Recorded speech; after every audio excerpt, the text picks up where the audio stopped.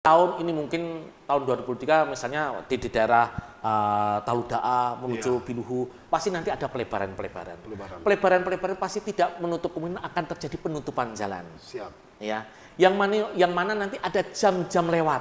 Betul. Karena jalannya begitu sempit tidak ada alternatif lain untuk Karena sudah banyak pemukiman iya, warga pemukiman, warga dan alternatif lain yang tidak bisa ada jalan lain. Ya. Sehingga terpaksa kita ada nanti jam-jam yang seperti kita pekerjaan di dekat Olele kemarin. Ya.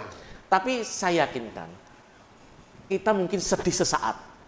Mungkin kita merasa kita capek melihat 1 tahun dalam ini 2020 ini masih acak-acakan karena pekerjaan konstruksi. Tapi kita lihat untuk tahun 2024 ke depannya. Bahwa kita melihat contohnya seperti wilayah Olele sekarang, ya, yang begitu luas. Dan kita seakan-akan besok nanti tahun 2023-2024 saya pengen jalan itu akan seperti itu semua.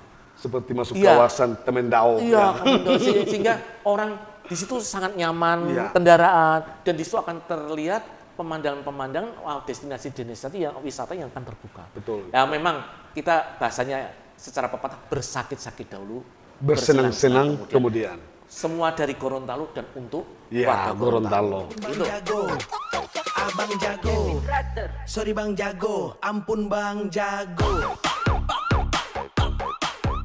Assalamualaikum warahmatullahi wabarakatuh. Jumpa lagi bersama Bang Jago. Bangun fakta, jangan gosip. Edisi Selasa ya, 7 Maret 2023. Bang Jago saat ini bertandang ke kantor Balai Pelaksanaan Jalan Nasional Gorontalo. Dan saat ini bro, Bang Jago di samping Kepala Balai, Bang Agung Sutarjo, ST. Jadi Bang Jago pengen menyapa. Assalamualaikum Pak Kepala Balai. Waalaikumsalam warahmatullahi wabarakatuh. Bang Sehat? Jago. Sehat, alhamdulillah. Alhamdulillah. Jadi kedatangan Bang Jago di sini juga alhamdulillah dalam keadaan sehat. Amin. Dan begini Pak Kabalai, ini kan Bang Jago alhamdulillah bisa melihat ya suasana kantor yang begitu megah. Ya. Yang ada di Gorontalo terutama Balai Pelaksanaan Jalan Nasional. Alhamdulillah. Ya. Jadi kedatangan Bang Jago di sini ya kemarin-kemarin kan dengan beberapa kasatker kan, Ya, siap. TPK. Dan alhamdulillah bisa bertemu dan diskusi santai bersama Kabalai. Oke. Kedatangan Bang Jago di sini Pak Kabalai ya. Ini terkait program 2023. Iya. Itu seperti apa sih untuk suasana saat ini? Oke, Bang Jago. Siap. Ya, selamat siang ya. Siang. Selamat siang. Terima kasih Bang Jago atas liputan pada hari ini, yang mana Bang Jago ada di kantor kami di Balai Pelaksana Jalan Nasional Gorontalo, yang mana memang balai ini sudah berumur 2 tahun ya, Bang Jago. Baru berumur 2 tahun, Bang Jago. Baru berumur jagung. Nah, saya bersyukur juga dari balai ini sudah mendapat kantor yang menurut saya cukup baiklah, sehingga cukup nyaman, menambah motivasi pekerjaan khususnya dari teman-teman semua. Sehingga dengan motivasi pekerjaan yang baik, semangat bekerja yang baik, diharapkan kita dapat membuat infrastruktur khususnya di Provinsi Gorontalo yang lebih baik sehingga masyarakat lebih sejahtera. Demikian ya. Betul. Alhamdulillah Bang Jago. Jadi untuk Balai Pelaksanaan Jalan Nasional Gorontalo saat ini tahun 2023 mempunyai sesuatu tugas amanat yang sangat besar. Siap. Amanah ini adalah salah satunya tugas dari pemerintah adalah meningkatkan infrastruktur yang ada di Provinsi Gorontalo. Betul. Yang mana saya sendiri sebagai Kepala Balai melihat dalam 2 tahun ini infrastruktur khususnya jalan di Gorontalo itu mungkin menurut saya sangat-sangat kurang baik dalam arti kata dari segi kapasitas. Betul. Yang mengakibatkan dari kapasitas yang kurang maksimal pasti pertumbuhan ekonomi akan terhambat. Nah, untuk itu dari Balai Pelaksanaan Jalan Nasional Gorontalo mengharapkan mudah-mudahan untuk 2 tahun ke depan sampai tahun 2024 kita mempunyai jalan yang sekarang masih jalan untuk 40% kondisi yang mungkin masih standar nasional. Saya harap untuk 2024 bisa mencapai 80% standar nasional. Itu yang menjadi harapan kami ya, Bang Jago ya. Apabila memang dari tugas balai itu dapat membuat suatu infrastruktur baik, pasti masyarakat akan meningkat ekonominya. Nah, untuk 2023-2024 tugas pertama adalah peningkatan infrastruktur dengan dana-dana APBN maupun dana bantuan kita, di mana balai mendapat bantuan dana dari di luar APBN yaitu dana SPSN ya. Kemudian salah satu lagi kita mempunyai tugas yaitu membantu pemerintah adalah dan impres dari presiden itu meningkatkan infrastruktur di jalan-jalan daerah. Kita membantu wilayah kabupaten, kota maupun provinsi, jalan-jalan yang mungkin tidak dapat ditangani oleh kabupaten maupun provinsi dapat ditangani oleh balai jalan ini. Dan ini merupakan tugas dari Bapak Presiden, diberikan kepada Bapak Menteri dan disebarkan pada seluruh Indonesia, seluruh balai di Indonesia. Gitu Bang Jago. Ya. Gitu. Iya, tapi gini, ini kan Bang Jago selalu pandai. Ya, siap. Ini ternyata juga untuk Gorontalo program balai jalan ya. Ya. Itu terutama masalah GOR. Ya. Ini kan untuk lanjutan ya. Oke. Itu merupakan program untuk tahun 2023 itu sudah ingin menembus atau masih tahap demi tahap. Jadi memang untuk pelaksanaan pembangunan Gorontalo Outer Ring Road ya sudah dari tahun 2017 kalau tidak salah. Dan kemudian sudah 2022, jadi mungkin dari 2016 sampai 2017 sudah hampir 6 tahun 7 tahun ya. Iya betul. Yang mana progres dari sekarang kita sedang melaksanakan tahap terakhir ya Bang Jago. Tahap terakhir dari jalan yang sepanjang 30 km ya, lebih kurang 30 km. Yang mana jalan tersebut itu kurang tinggal 2 km. 2 km ya? 1,8 lah ya lebih kurangnya ya 1,8 km. Dan ini sudah memasukkan program di kami untuk fisik selesai tahun 2024. 2024 ya.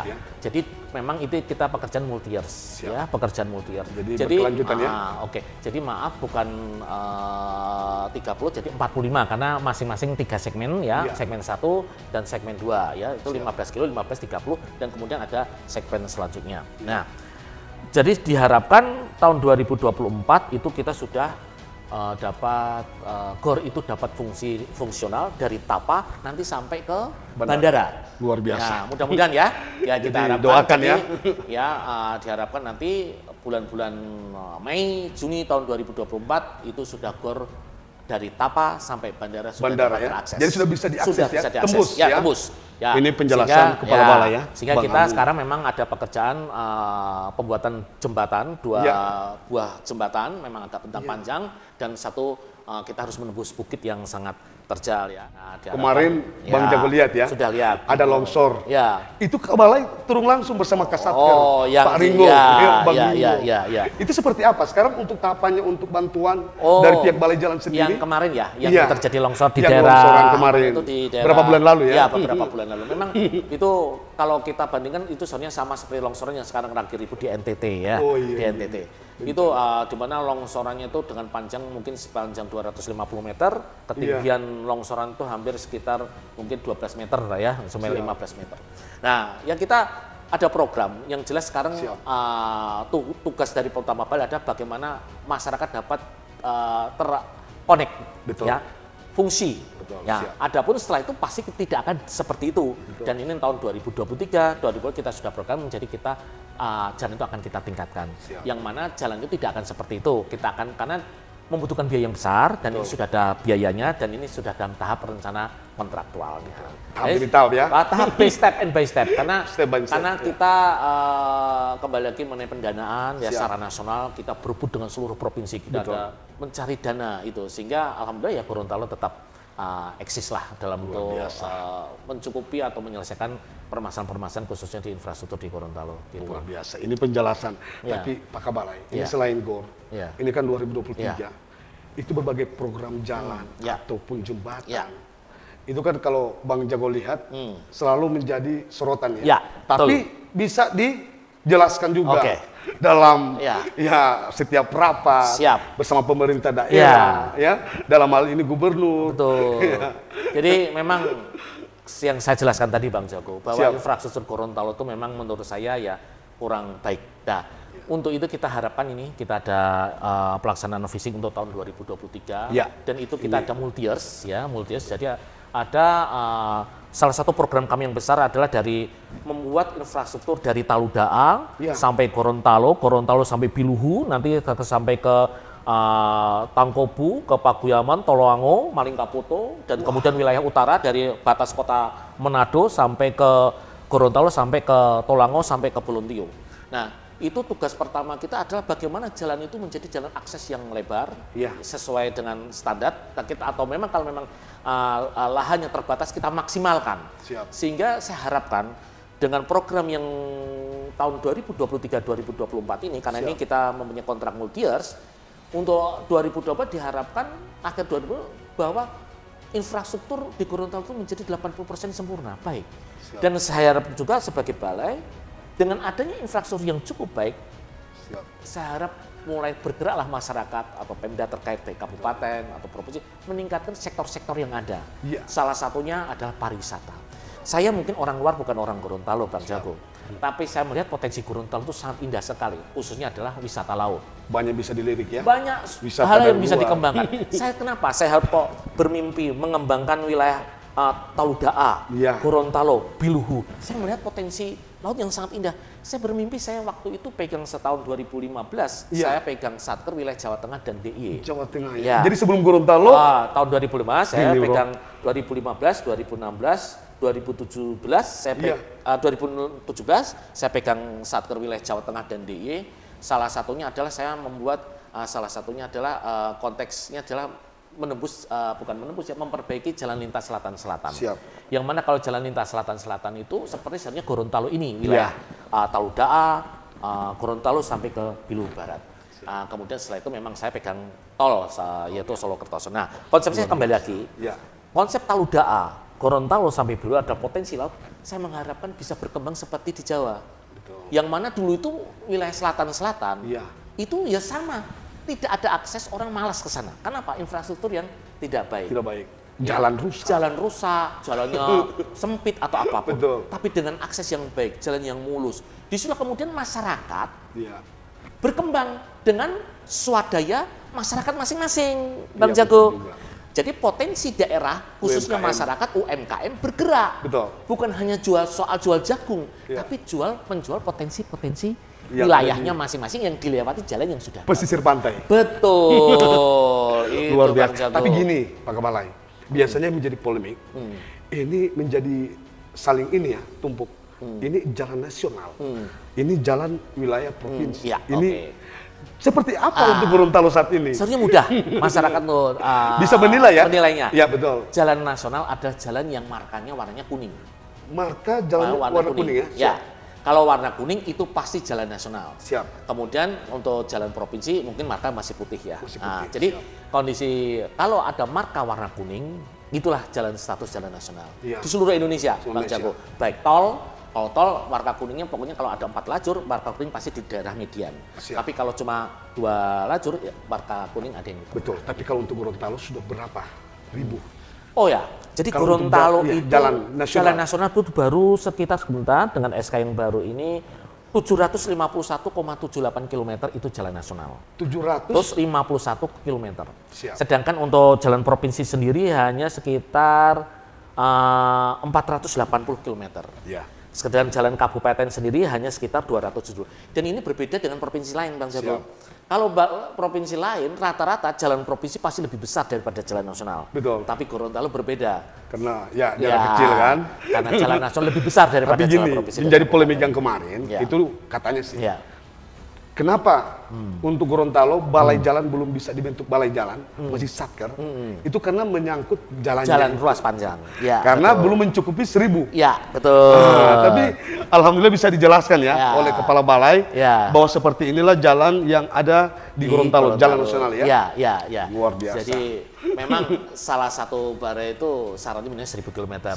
Tapi karena kalau kita berpatokan seperti itu, ya otomatis dari Bapak Menteri mungkin berkomunikasi dengan Bapak Gubernur dan lain-lain. Saya terus terang untuk sejarah saya tidak tahu, tapi pada prinsipnya bagaimana Gorontalo kalau hanya seperti itu juga tidak akan mempunyai kemandirian dalam hal program. Ya kan? Kalau kita programnya dengan Sulawesi Utara dulu, pasti dana satu untuk dibagi semuanya. Tapi kalau sekarang ya Gorontalo hanya untuk Gorontalo saja. Tapi gini, ini pertanyaan Bang Jago. Ini Bang Jago sempat mendapat tugas juga dari Satker untuk meliput kegiatan saat tahun baru kemarin. Itu mengenai jembatan rehab Talumolo 1. Itu banyak masyarakat yang menilai bahwa ini merupakan program balai jalan dan inisiatif kepala balai. Tapi ya mendengar juga akan ada rehab jembatan Talumolo 2. Itu seperti apa? Oke. Jadi saya tekankan dengan teman-teman khususnya Satker ya kepada PPK. Iya. Balai bukan hanya mengemban misi hanya untuk memperbaiki jalan. Iya. Salah satu misi kami ya salah itu adalah bagaimana meningkatkan infrastruktur sehingga memberikan kesejahteraan kepada masyarakat. Iya. Masyarakat terasa. Salah satu contohnya saya contohkan kepada teman-teman itu Pak, waktu ke arah Biluhu di mana di situ ada namanya Kampung Pelangi. Betul. Di mana Kampung Pelangi itu menjadi daerah destinasi wisata setelah jalan kita perbaiki dan kemudian ada inisiatif dari masyarakat dan ada CSR dari rekanan juga untuk mencat pagar, mencat trotoar sehingga menjadikan destinasi wisata baru. Mereka berkembang sehingga desa tersebut ada pantainya dikembangkan secara keseluruhan. Nah, kuliner desa. Kuliner desa. Nah, kemudian setelah itu berkembang lagi nanti setelah ada Biluhu dan lain-lain. Nah, salah satunya apa tadi masalah yang jembatan. Saya juga berpikir buatlah ikon. Iya. Bagaimana Gorontalo itu butuh ikon sehingga bisa dikenal luar minimal adalah dengan jalur Instagram, TikTok atau lain-lain ya. Karena sekarang informasi yang paling hebat adalah jalur-jalur sosial media, salah satunya Instagram, YouTube dan lain-lain seperti Bang Jago ini. Jadi Talumolo 1, saya coba bikin bagaimana orang malam minggu atau hari raya apapun hari, jangan hanya hari raya Idul Fitri kita penuh dengan lampu. Betul. Bagaimana kita bikin satu orang tuh menyatakan bahwa Gorontalo indah lewat dengan jembatan. Jembatan Talumolo 1. Luar biasa saya harap itu ya dengan sharing dengan pihak kota, bagaimana itu pembayaran money listrik, jadi oke dan sudah sepakat dan nanti tinggal penataan. Betul. Saya harapkan dengan pemerintah kota Gorontalo dengan adanya yang baru itu saya harap nanti lingkungan mulai tertata dengan sendirinya menjadi tempat lingkungan wisata orang nongkrong enak dengan tidak kumuh. Ya itulah mungkin tugas kita bersama bukan jadi masyarakat Gorontalo. Yang kedua, saya akan ada namanya Talumolo 2 yang jembatan lengkung yang menuju ke kantor gubernur. Itu status memang itu jembatan provinsi yang kemudian kita perbaiki dan nah itu juga akan menjadikan saya buat suatu sekarang kita perbaiki dulu ya itu kan jembatan agak lama kita perbaiki strukturnya, kita perindah kembali dan kita akan buat suatu mungkin ada lampu juga yang seperti di Talumolo 1. Ya, sehingga menjadikan satu ikon lagi yang mana masyarakat bisa menilai ada jembatan ini Talumolo 1 yang begitu nanti indah untuk dipandang terutama malam hari. Luar biasa. Nah, sehingga saya harap juga nanti di Talumolo 2 mungkin bisa tumbuh kafe, timba tua yang mana kita bisa melihat keindahan jembatan itu. Bukan hanya jembatan sebagai penghubung, tapi menjadikan suatu destinasi bagaimana untuk masyarakat juga. Gorontalo ya, UMKM. Dan UMKM. Kan otomatis di situ orang berkumpul, di situ mungkin perputaran. Jangan hanya nongkrong di tempat-tempat warkop yang atau di jalan yang biasa kita yang dilarang nah, tapi kita tempat sediakan destinasi untuk wisata yang baru kuliner. Kembangkan kuliner mungkin di daerah Talumolo 1, mungkin kembangkan kuliner atau wisata di Talumolo 2 khususnya untuk malam hari. Saya kira ini mungkin sumbangsi balai lah untuk masyarakat Gorontalo. Jadi gini Pak Balai, ini juga untuk pesan kepada masyarakat Gorontalo.